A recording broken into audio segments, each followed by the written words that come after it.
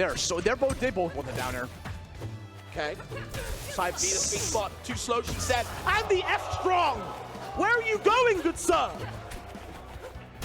Was that Sasu? That was nasty. That was insane coming out from Spargo, getting the grab right afterwards. Oh my god! There's no way! Yo, chill on this man! Like, chill! It doesn't stop! Now, Boyko got to fight back because what's going on? It's a beatdown! 3 stock? This is a beatdown. No way. Oh, the parry. That was going to be a get-up attack. You heard the audience gasp at that. There's no... What's going on, everybody? It's Matt or Menderbug, and I've got an absolute treat of a video for you today. This is absolutely a blast to make. We're, of course, going to be talking about Spargo at Let's Make Big Moves for Rivals 2. We got second place to Cake Assault in the same weekend, got first place for Ultimate, secured #1 in the world for Ultimate on the Lumi rank. This guy absolutely blew everyone away, and so I went through every set that he had streamed, and I want to show you just what I found and show you how Spargo is innovating Rivals 2. Spargo was incredibly impressive at this tournament. His results, I think, exceeded everyone's expectations. This is his second Rivals 2 tournament ever. Got 25th at the last coin box he entered, and of course upgrading to second place with wins over Void, Beastly, Stango, Switch, and Boyko before falling in Game 5 Grand Finals to Cake Assault. It's an absolutely legendary run. I don't think we're going to see anything quite like it anytime soon. And I think the first thing that we need to understand is just how incredibly solid Spargo's fundamentals are for this game, for this engine. And of course, nothing, I think, exhibits this better than his mastery of hit falling. I'm going to throw this up on the screen right now. A little compilation of Spargo hitting these hit falls in situations where the pressure is on, right? It's a lot of these last hit situations. It's the thing he needs to do to get the kill, and hit falling being a Rival's unique mechanic. It's not something that's going to transfer over from Smash games like Ultimate or Melee, which is something he's also incredibly well versed in. It's not his main game. It's not something he really has results in. Not a top 100 player by any stretch of the imagination, but Spargo's incredibly clean at Melee, and you can see this in his movement in Rivals 2, mainly his shield drops. His shield drops are super good. It's something that you can look out for if you want to go back and watch some of these sets for yourself, which I highly recommend you do because they are all giga bangers. This is a clip from Spargo's set against Beastly in Loser's top 8, playing Loser gets 7th place. This really impressed me. We can sort of see here. First, let's establish these arrows that come from sort of the center of the character model, signifying DI. These are DI arrows. They show you what direction you're holding when you're in hit stun. We can see Spargo, like, you know, playing really defensively, DIing down and away these shines and stuff. And what we're going to see is Spargo not DI 2 forward airs. Here we go. Okay, this is the kind of start I want to see from Beastly. Absolutely, the double. And this really confused me at first. Here we go. Okay, but you can indeed see, I'm going to go frame by frame here. We're in hit stun. There's absolutely no arrow to be found anywhere at all. And it's not like this fair caught him off guard, because we go for a second fair, and once again, I'll go frame by frame. There's no arrow to be seen. And this actually demonstrates a great understanding of this matchup, because not DIing these fairs is actually correct here. If you DI in, I suppose you could have DI'd in on this this second fair. But, like, if you DI away on the first fair, like, you die. If you DI out, you die. So it's generally better against these Zetterburn fairs not to DI at all occasionally. Occasionally, no DI is correct, and I think it's impressive that Spargo chose not to DI here, because not DIing is kind of counterintuitive. This is a clip from the set against Void. I thought this was really like kind of funny. This is a shield scramble that's going to go back and forth, very reminiscent of something that would happen in Ultimate. Of course, this is Game 5 against Void. Both these players have a history in Ultimate. And what we're going to see is shielding the hit, go for a counterattack, shielding the hit, go for a counterattack, shielding the hit. And then it's at this point, this is really interesting to me, the sequence kind of breaks. So we go for this back and forth, and this both players actually demonstrate an understanding of, like, the loop they're in and try to get the upper hand. And so how this is going to happen is Void is going to like super dash to the right, like dash really hard into the right corner to just give that space in an attempt to come back in and try to punish. Whiffs this grab. Spargo's been getting like good and advantage. Spargo's response is to double jump and then land aggressively to try to punish if Void had continued to do this back and forth attacking the shield. This dare would have punished that. So we have an understanding, something from Ultimate. I know this is a game state that a lot of Rivals players aren't familiar with and aren't too fond of, but it is possible, and at least for some really funny and interesting things, like both these characters super disengaging to try to get ahead of the curve here. So I thought that was cool. Now, this clip is something that is incredibly impressive and stuck out to me immediately as a Clairen player.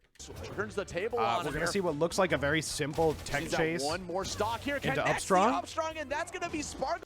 However, W shot, by the way. The production was insane for this event. I love all the camera shots. Trying to get back onto the stage. Managed to do so. Turns the table I watched this live and thought, Clairen Upstrong doesn't usually tipper if you're under the opponent on Godai Delta on the platform. So the spacing, I was like, let me investigate this. But before I do, Sage managed to do so. I do want to mention how this is, how insanely well timed this is.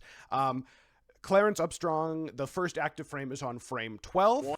So let me just go frame by frame, and you will see this is a transitional frame here. This is the first frame of the Upstrong. So this is frame 1, 2, 3, 4, 5, 6, 7, 8, 9, 10, 11. No hitbox. Hitbox on the next frame. Switch is still intangible.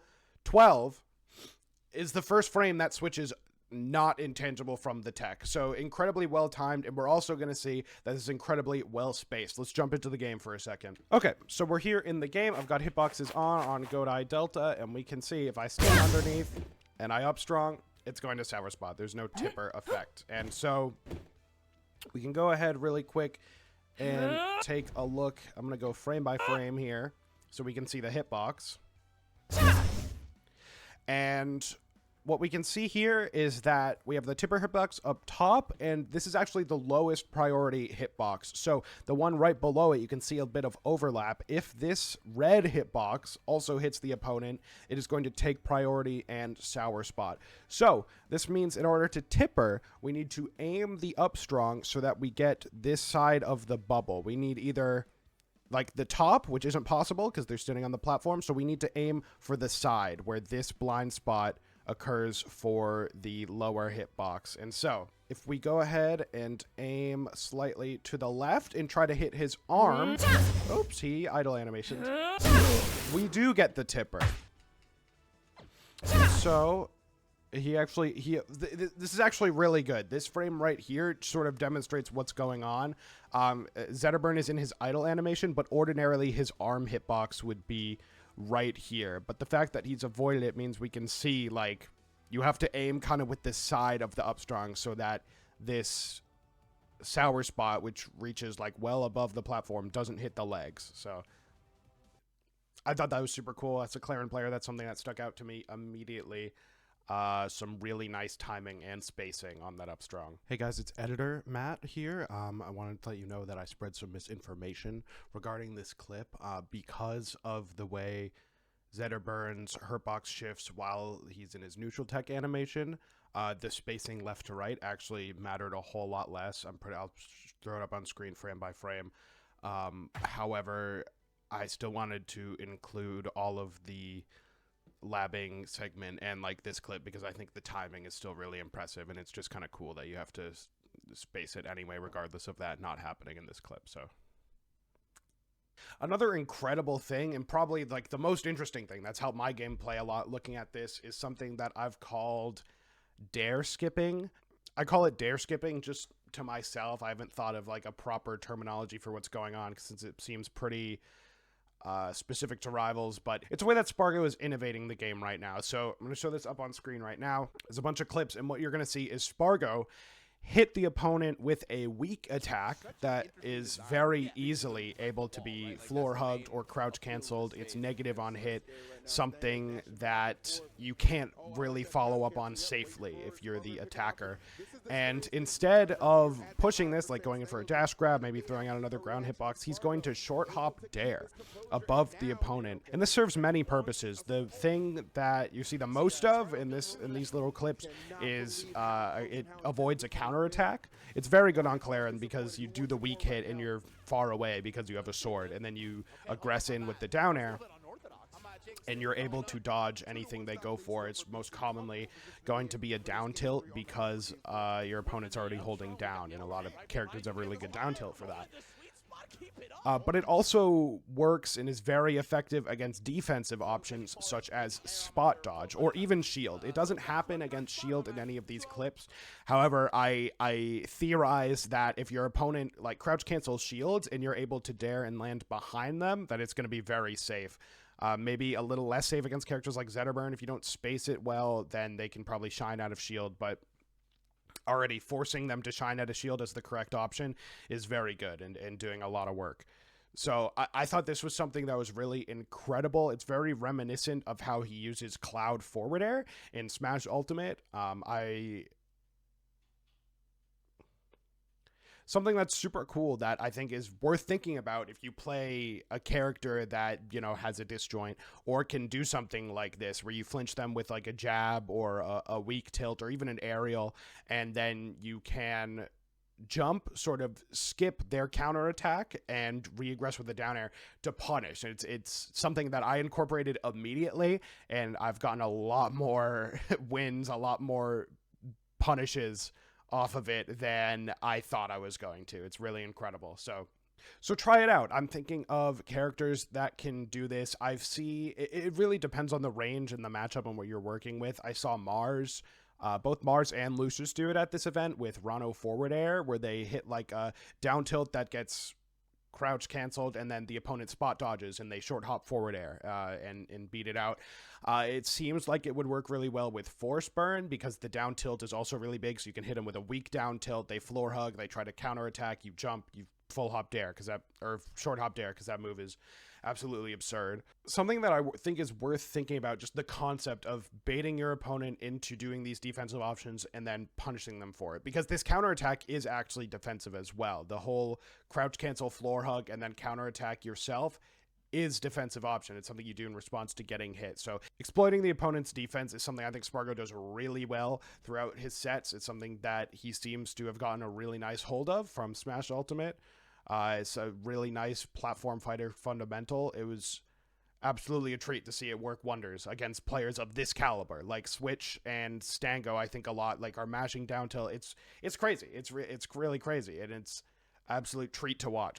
That's just about all I have for you today. Again, good stuff to Spargo. Thank you so much for watching. I was absolutely fascinated with a lot of the stuff I was able to see putting together this video. So leave a comment, let me know what you think, sub to see more, and I will see you guys in the next video. Thank you so much.